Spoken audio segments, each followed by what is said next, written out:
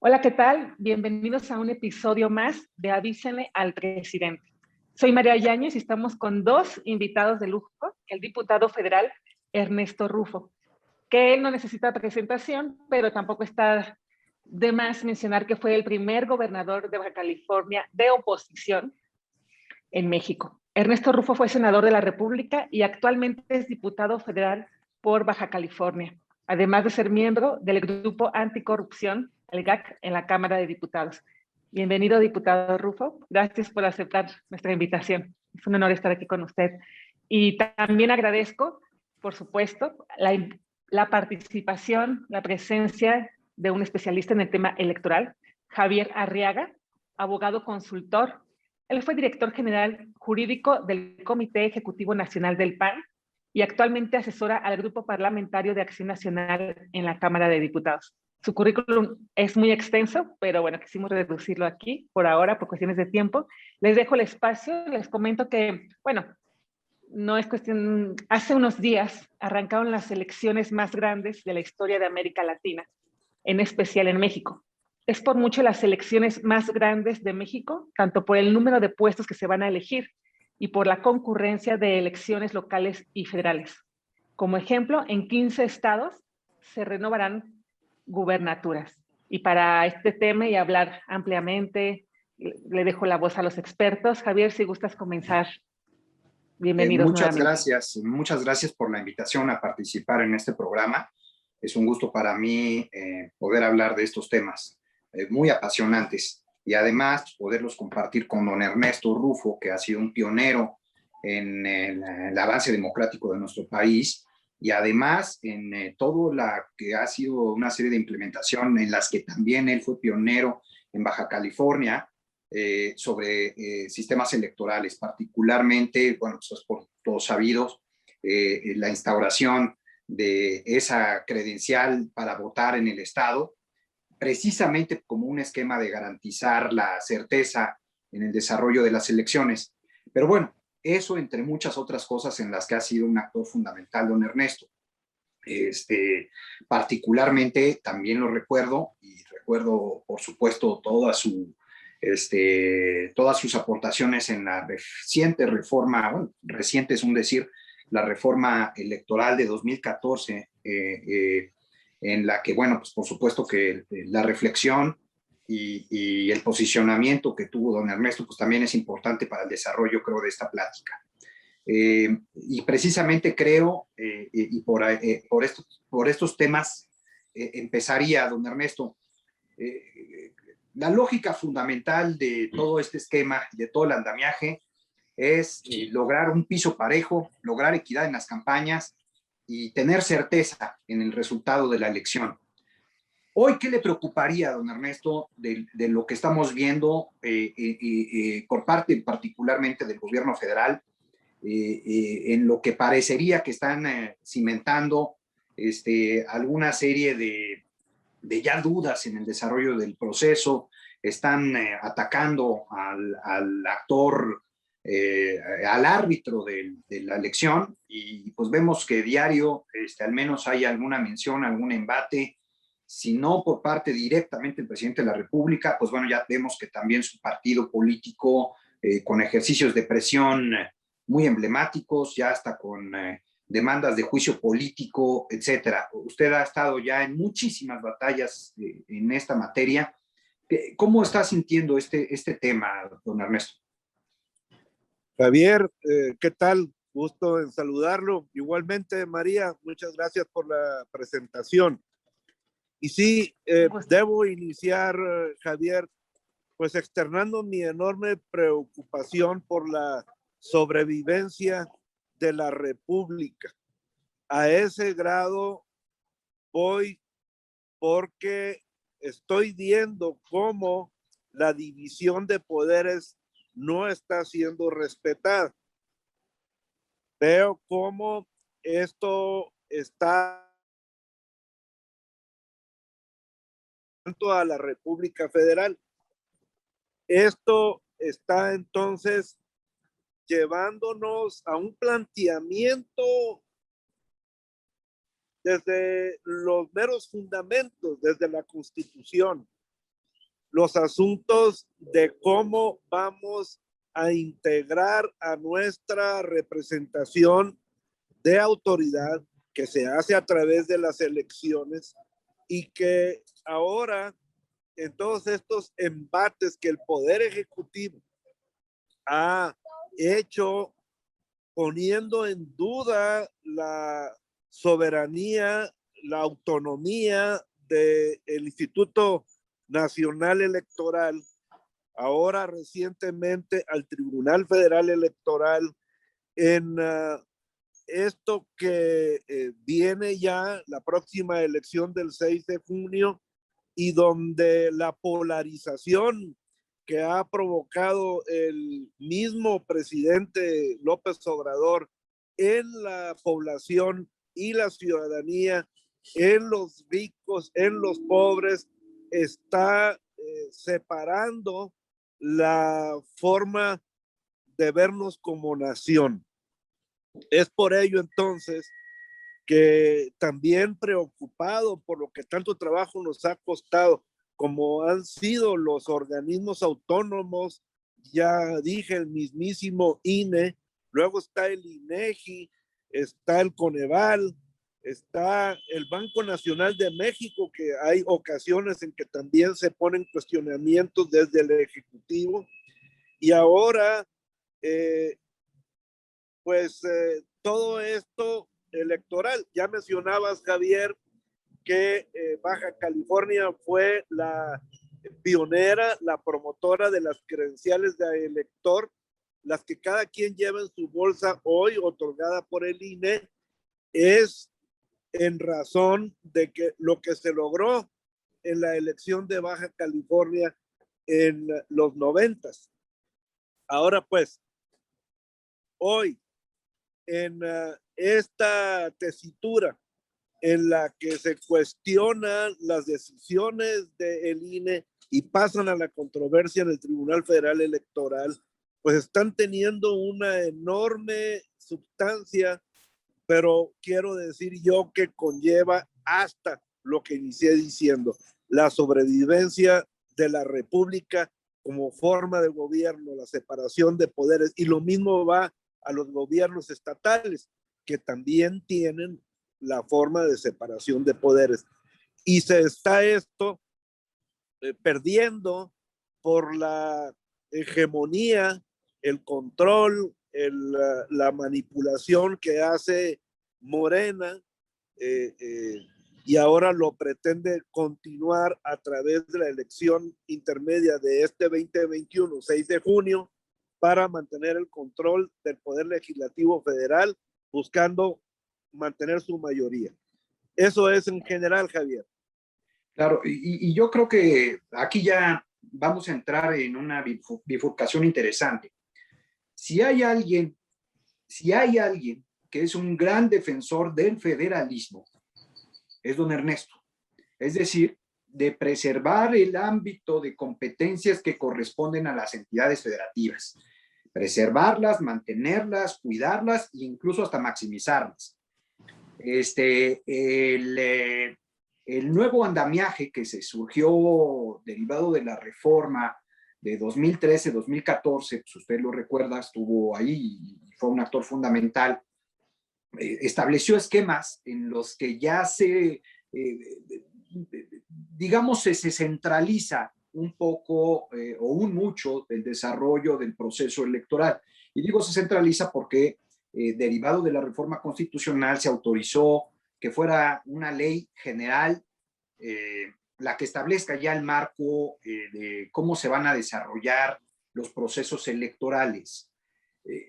Me interesa mucho su reflexión a la luz ya de los años que han pasado en este sentido, sobre si cree que se hizo bien ese trabajo en centralizarlo, y sobre todo por esta presión que hoy vemos de Morena, del presidente, ¿no? En los mismos actores, particularmente en el INE y en el tribunal. ¿O cree que las entidades federativas debería de regresar más el margen de desarrollo institucional en el tema? ¿Cómo lo ve ya pasados estos años? Pues mira, no puedo más que primero ver el contexto del desarrollo de nuestra vida democrática nacional.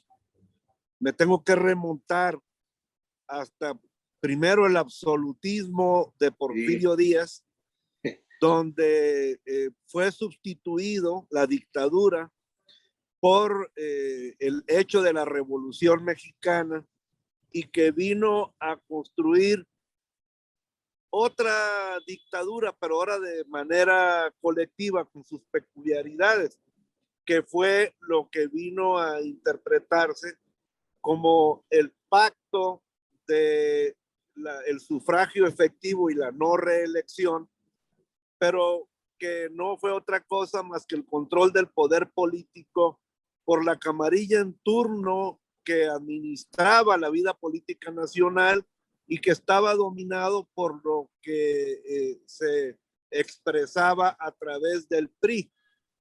Exacto.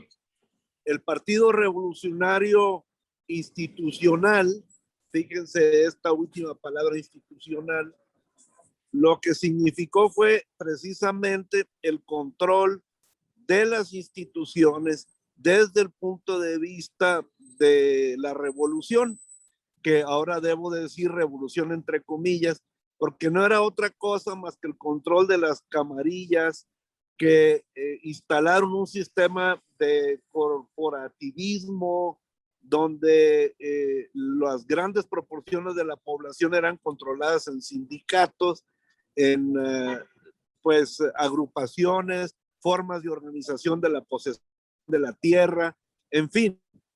Y todo esto, bueno, fue una transición porque también venimos pues de una realidad muy absolutista, muy de las armas, del control por los militares, las azonadas y todo esto. Y esto empezó a producir orden.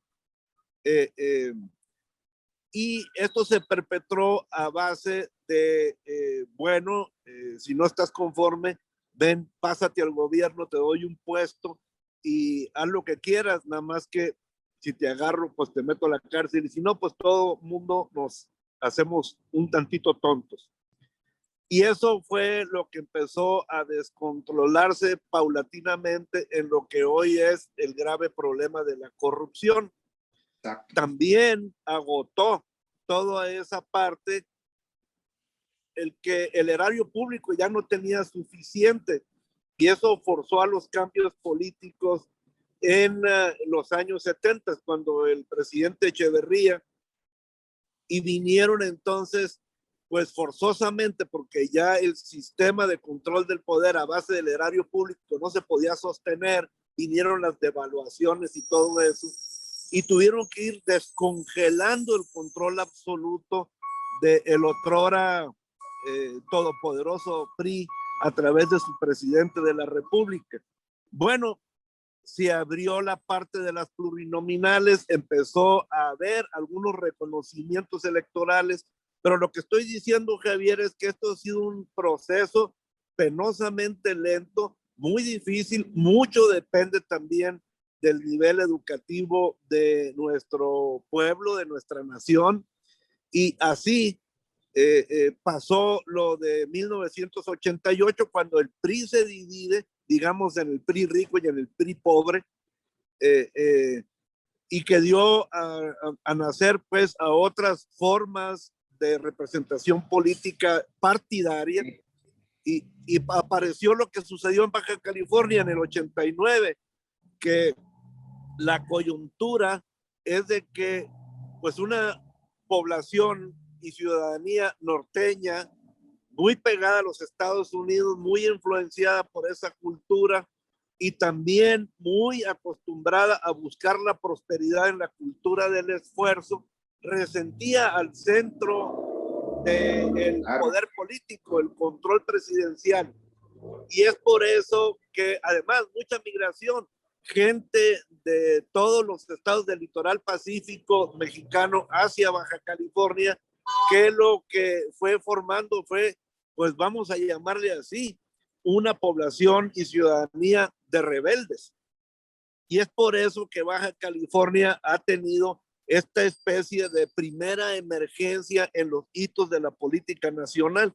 Y en eso, en las incomodidades del sistema político que no nos dejaba trabajar, yo que soy de origen empresarial, pues empecé a quejarme, empecé a poner demandas en contra del gobierno, hasta los más allegados me decían que no me metiera en problemas, pero la ciudadanía, ya más que población, o sea, la evolución de la visión política baja californiana, muy ciudadana, cívico-ciudadana, pues me llevó a alcalde y luego se volvió algo inevitable porque el gobernador que estaba en aquel entonces me confrontó, no me mandó el presupuesto y todas las historias ya conocidas que siempre le pasan a todos los gobiernos de oposición. Y bueno, resulté gobernador, tuve pues el tino de que lo aprendí en la elección municipal, de que teníamos que tener organización electoral y la ciudadanía la pude yo estructurar en vigilantes de casillas, en grupos volantes que apoyaran a las casillas, y a pesar de que estaba todo manejado de forma truculenta, el asunto de los medios de comunicación nacionales y extranjeros, ya empezaban estas cámaras por lo cual estamos viendo hoy, entonces le tomaban fotografías a los que se querían llevar las urnas, los notarios públicos pues certificaron todas las actas. Yo le di una copia al ejército y una copia de las actas a la Marina Armada de México. A las 7 de la mañana del día siguiente el presidente las tenía en su escritorio. Y bueno, yo ya después le dije al presidente, oiga, pues voy a hacer un sistema electoral baja californiano porque la verdad lo que vi no me gustó nada. Claro. En mi elección había un padrón de 1.300.000 empadronados. Yo hice todo lo necesario, se me acabaron los ciudadanos, no encontraba ya y llegamos a 850,000 con estas credenciales, con todas las certificaciones y códigos de seguridad y todo esto. Y el IFE de aquel entonces, controlado por la Secretaría de Gobernación, exacto, tuvo que aceptar cuando yo le dije al presidente Salinas, oiga, presidente, pues en todo esto que yo ya aprendí a que se ocupa de la participación cívica, pues también me encontré que presupuestalmente las credenciales que otorga usted a través del IFE de la Secretaría de Gobernación, pues les cuestan 40 pesos y a mí me costaron 15 con todo y fotografía. Entonces le propongo un negocio para el estado de Baja California. ¿Qué le parece si se las dejo a 25? ¿Qué pretende, gobernador? Me dijo el presidente. Le dije, oiga, pues simplemente que usted se ahorre 15 pesos de 40 a 25 y yo gano 10 pesos para el gobierno estatal y su sistema electoral. Oiga, esto ya es demasiado. Puede venir la semana que entra, tráigase todas sus chunches tecnológicas la semana que y fui. Y cuando entré a su despacho, para mi sorpresa, estaban todos los secretarios de Estado. Me pidió mi credencial de elector y le dije, presidente, pues aquí está. Tomó la credencial y se la mostró a todos y les dijo, señores, se llegó el momento. Y ahí es cuando empezó este asunto de la autonomía del INE. Exacto. A veces me he debatido con algunos de los consejeros ciudadanos porque como que esta historia no le dan tanto crédito, pero el fundamento está allí, en lo que pasó en Baja California. Oiga, y es que toco este tema precisamente porque hoy sabemos que el presidente de la República le genera una especie de urticaria, esta autonomía que tienen estos organismos. Y que esta autonomía tiene su clara justificación, ¿no? No solo política económica, sino histórica, pues a la luz precisamente de todos estos eventos que México ha padecido. Ya no digamos que están en los libros, sino que se padece y ha generado un sinfín de historias muy lamentables y de vergüenza nacional incluso. Pero el punto es que hoy vemos esta como tentación del presidente de la República, como mensajes velados de cuestionar este margen de autonomía que tiene el Instituto Nacional Electoral. También incluso me ha sorprendido que la misma secretaria de Gobernación ha querido ahí generar algún espacio de parecería cierto control con el INE. Y entonces, pues bueno, pues lo que también es muy claro es que sabemos que el propio presidente le gusta mirar no al futuro, sino al pasado. Y en esa visión que tiene, yo creo que no estoy diciendo nada desbordado, si tuviera una clara pretensión de tener ya un control en el INE. Y entonces, un poco la reflexión que anticipaba con el antecedente de la reforma de 2014 es el origen de parte de concentrar en el Congreso de la Unión y en el hoy Instituto Nacional Electoral, fue que había ya también muy claro un mecanismo en el que ciertos gobernadores pues también ya ejercían un control inadecuado en sus entidades federativas. Y fue una de las razones por las cuales se buscó esta especie de centralismo a través del Instituto Nacional Electoral. Pero ahora resulta que si el Instituto Nacional Electoral está en riesgo por los embates del gobierno federal, pues yo no sé si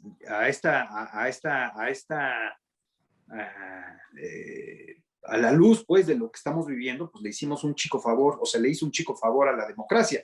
Yo sigo pensando que es una reforma positiva, naturalmente, y que es la labor y principal ahorita del Congreso y precisamente la importancia de los equilibrios, defender estas autonomías. Pero ¿usted cómo está viendo esto? Bueno, Javier, has utilizado una palabra en repetidas ocasiones, autonomía. Y la autonomía es respecto de un poder central.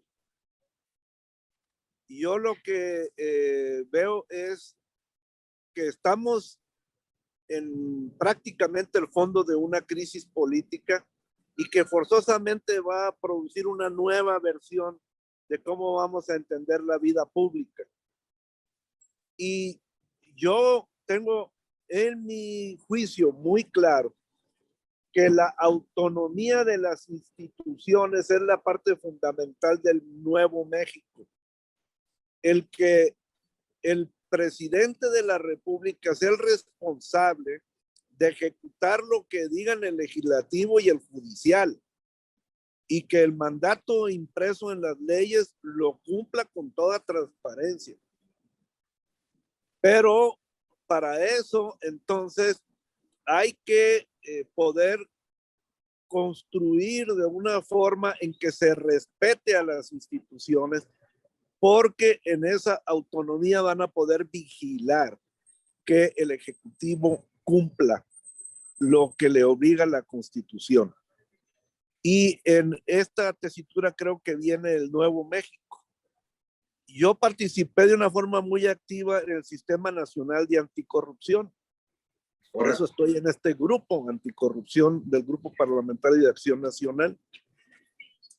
Y nos costó enormidades lograr que esto fuera aprobado en el Poder Legislativo.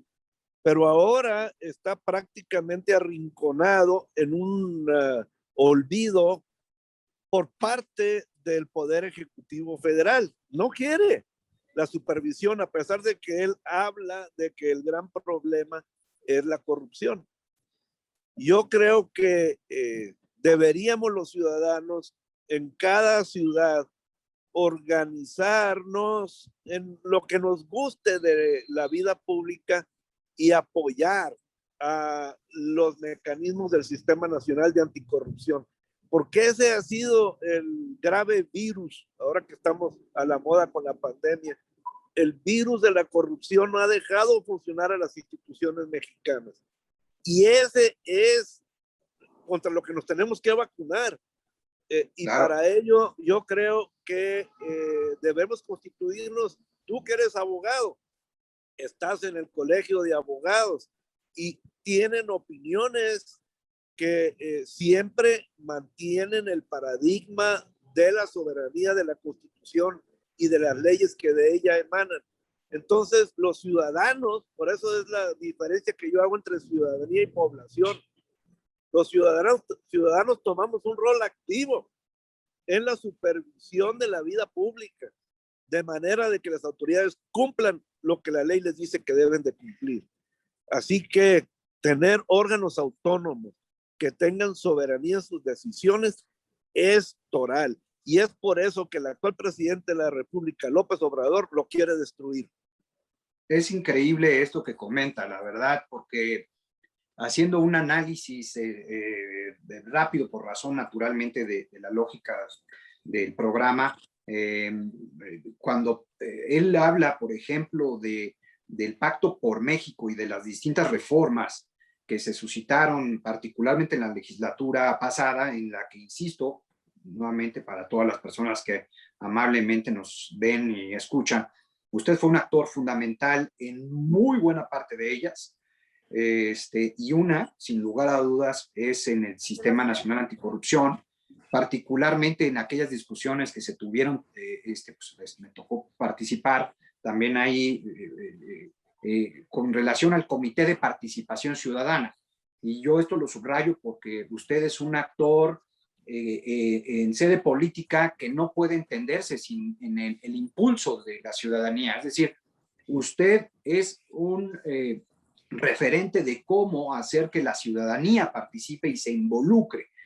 Y hoy vemos que este gobierno no toma en consideración ni un solo espacio de reflexión a organizaciones ciudadanas. De hecho, a fin de evitarlas y de eliminarlas de tajo, desde el primer día de gobierno del presidente López Obrador, se dijo que las organizaciones ciudadanas, puchi, son corruptas, tienen sus propias agendas y que por eso no funcionan. Llama la atención, o al menos a mí me llama mucho la atención, que este gobierno, no obstante que ha sido su principal bandera, el tema de la corrupción, no ha movido una sola coma, diputado, una sola coma, ni a la arquitectura constitucional del Sistema Nacional Anticorrupción, ni proyectos para generar mejores esquemas de contratación, de servicios, de contratación de obras, ¿no? Adquisiciones, etcétera. No ha hecho ni una sola reforma tendiente a mejorar ese esquema. De hecho, todo lo contrario. Si analizamos, ha utilizado perversamente todos los esquemas previstos en la ley de adquisiciones vía adjudicaciones directas, ¿no? La mayor parte de las compras y adquisiciones que ha hecho este gobierno son por adquisiciones directas. Y las obras importantes que este gobierno está haciendo, a fin de evitar una fiscalización, se las pidió a las Fuerzas Armadas de forma y manera tal que todo el esquema de contratación estuviera bajo la sombra de la excepción por tratarse de esquemas de seguridad nacional porque las están haciendo las Fuerzas Armadas, ¿no? Entonces, es de llamar mucho la atención esto, y creo que lo que ya usted comenta, y precisamente para quienes amablemente nos escuchan, pues es la participación ciudadana la que tiene que prevalecer y tiene que fortalecerse en el ejercicio de la fiscalización de todos estos actos. Así yo lo veo, diputado, pero seguramente usted tendrá una mejor reflexión. Bueno, además de lo que has estado expresando, Javier, esto de la ciudadanía organizada es la sustancia esencial del interés público. Es como tiene sus células básicas de formulación de la iniciativa desde la comunidad. Y así empiezas desde el vecindario, la comunidad, tu pueblo, tu ciudad, tu estado, y ahí vas, haciendo cada vez más complejas las estructuras. Pero hay unos organismos de interés público que se llaman partidos políticos, que son los que a través de una filosofía política hacen una propuesta de gobierno en cada elección, pero son agentes del interés público. Y hemos, lamentablemente, tampoco hay que sorprenderse, dentro de este proceso evolutivo, pues observado cómo los partidos políticos más se conducen por sus propios intereses que por el interés público. Es por eso que tenemos que encontrar caminos en donde el interés público expresado a través de la ciudadanía pueda participar en los procesos de selección de candidatos y candidatas, y de esta manera exista criterios, vamos a decir, por ejemplo, el de la cultura del esfuerzo. A mí me enseñaron desde niño que tenía que hacer cosas, si no lo que yo quería, pues no se me iba a cumplir. Así que me metieron en la tarea de hacer la tarea todos los días, de sacar mi título profesional, de trabajar, y de que si quería prosperidad, pues tenía que estar pensando de una forma ordenada y constructiva. No son tantos los que logran tener la capacitación. El reto fundamental nacional es que todos tengamos capacitación para que pasemos de simples ocupas de un espacio a ser ciudadanos que contribuimos a no nada más el erario público, sino a la mejor evolución del interés público. Y por eso creo yo que debería de haber preprocesos de selección de candidatos, donde a través de criterios de cultura del esfuerzo, digamos, si para una diputación se presentan 30 personas, se les aplique la cultura del esfuerzo y se seleccione a 5 y son preseleccionados. Y órale, partidos políticos, ahí están 5, pero ya por lo menos sabemos que saben lo por lo redondo y que tienen trayectoria de cumplimiento. Y de esta forma, esos 5 precandidatos también dirán con qué partido político prefieren, si ya tienen su propia filosofía política, lo que sea, y que los partidos políticos entonces los pasen a través de sus procesos internos, compitan contra los mismos candidatos internos, pero los internos se la tienen que ver con los que son seleccionados externamente, que abrazan la filosofía política de cada partido, y entonces le inyecta sangre nueva a esto, porque lo que está pasando con los partidos políticos es que, pues, como que en el juego del dominó, baten las fichas, pero siempre sacan las mismas mulas. Entonces, pues no se vale, ¿no? Tenemos que abrir esto y construir el México que sigue. En esto, muy importante también, nuevamente, a ver, yo pido la comprensión a quienes amablemente nos escuchan, porque cuando me refiero a don Ernesto y en las cosas que él tiene y va mencionando, es porque me consta. Él fue un actor también pero muy enfático en el fortalecimiento de las candidaturas ciudadanas, es decir, en las que no están detrás, un partido político no está detrás, sino es el impulso ciudadano. Entonces, esto va de la mano con lo que él ya está comentando y está anticipando. Y creo que subrayo aquí este camino que también abre, porque no está diciendo, y al menos así yo lo advierto, y me parece que hay una coincidencia, yo coincido con eso. Debe de haber un esquema de fortalecimiento también de los partidos políticos. Pero también es cierto, y en mayor medida, no solo este fortalecimiento de partidos, sino en mayor medida un fortalecimiento de la participación ciudadana. No sé si deba de flexibilizarse el esquema de la participación de las candidaturas ciudadanas, de los candidatos que no tienen partido, o si, o si abrir estos mecanismos, o incluso ni siquiera están peleados, de forma tal que subsista un nuevo esquema de realización de elecciones primarias, si mal no le entiendo, en la que los partidos políticos tengan sus propias bases pero también se abran, como usted lo menciona, se abran a que existan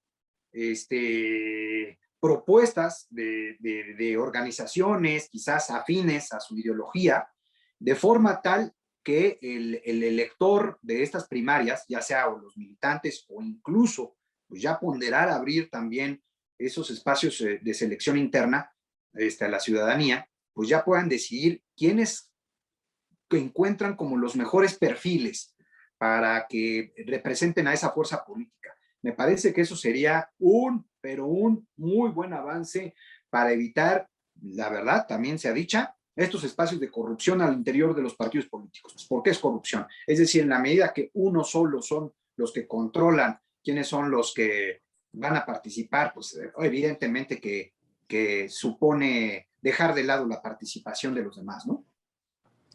Así es, Javier. Ahí tenemos un gran reto como sociedad, donde esta evolución, pues que viene de cientos de años, porque esto empezó desde que la conquista, pues realmente arrancó el concepto de lo que hoy es México, y para efectos históricos, la evolución de pues la manera de integrar la autoridad por esta nación nuestra, pues ha sido sí muy intenso, con gran dificultad. Sin embargo, hemos ido evolucionando en tiempo histórico más rápido que muchas otras naciones. Yes. Y esto, creo yo, este contraste que confronta la actual situación política, pues instigada por el actual gobierno, de hecho está precipitando a esta necesidad sociológico-política nacional de cambio de estructuras, porque la manera como veníamos avanzando, controladas por ese poder central, autoritario absoluto, que tuvo que ir reconociendo a través de los procesos democráticos, pero que hoy cabrestea y quiere regresar al control anterior, ya no es posible. ¿Y qué sigue entonces? Pues lo que creo yo, pues es natural, que la ciudadanía se vaya organizando en sus comunidades para sus propios asuntos de la misma vecindad, y que el pavimento y que el alumbrado público, que la seguridad pública y bla, bla, bla.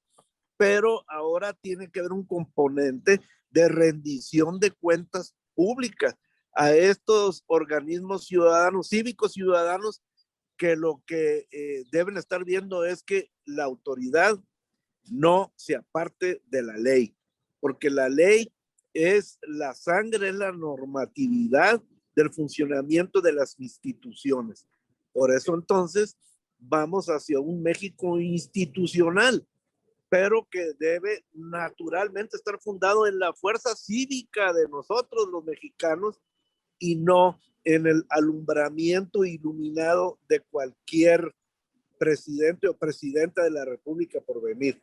Así claro. Que ahí está el reto. Qué bueno que podemos debatir todas estas cosas, Javier y María. Yo pienso que, bueno, al ser nosotros integrantes de Acción Nacional, pues tenemos también un enorme reto interno para revitalizar a la institución política. Yo creo que por razón, totalmente de acuerdo, don Ernesto, y por razón ya nada más de tiempo, pero con base en lo último que comenta, que me parece fundamental el que se fortalezcan las instituciones y por supuesto el respeto a la ley debe ser la premisa o debería ser la premisa de este gobierno, y la verdad es que sabemos que no lo es, lamentablemente. Regresando un poco nada más y para fin de concluir con esta premisa, usted sabe que el viernes pasado la Sala Superior del Tribunal Electoral del Poder Judicial de la Federación, pues ya como que veladamente sacó una resolución en la que ya le dijo al presidente de la República, y obviamente incluyendo a todos los titulares de los ejecutivos estatales, evidentemente, gobernadores, alcaldes, etcétera, que de hacer eventos de comunicación vía entrevistas o conferencias, en este caso, por ejemplo, las conferencias mañaneras, pues van a tener que cumplir con lo que establece la Constitución, con lo que establece la ley, de que no pueden influir en modo alguno en las campañas electorales, no pueden referirse a partidos políticos, candidatos, no pueden hacer mención a logros de gobierno, no pueden hacer ninguna expresión que tienda pues a influir en el electorado. Aquí es importante decirlo porque esto es fundamental. El origen del artículo 134 constitucional que establece estos mecanismos, junto con el 41, por supuesto, de inhibir una participación indebida por parte del Ejecutivo, sea quien sea, derivó de la reforma electoral de 2006 y de la presión del entonces de la fuerza política en la que estaba el hoy presidente de la República, precisamente para ellos, en su lógica, inhibir lo que su narrativa fue la participación de entonces Vicente Fox con unas cuantas expresiones, pues nada que ver con un ejercicio diario como el que se está haciendo. El punto, pues, es que en una sesión que no fue pública, pero que ya está muy difundida la sentencia, ya la Sala Superior ya le dijo al presidente, don Ernesto, que no va a poder hacer expresiones que tiendan a influir en la campaña electoral. Yo creo que híjole, no sé si don Ernesto. Acá estoy presente, sí. María nos está avisando que ya estamos terminando. Ya, nada más para concluir, ¿qué tenemos que hacer?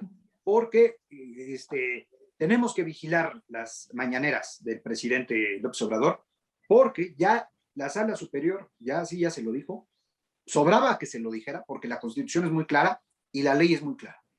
¿Qué tenemos que hacer ahí? Así es, definitivamente, pues debemos todos fortalecer a esas instituciones electorales. Primero la que las organiza, que es el INE, y luego pues quien arbitra cualquiera de los diferendos, que es el Tribunal Electoral Federal.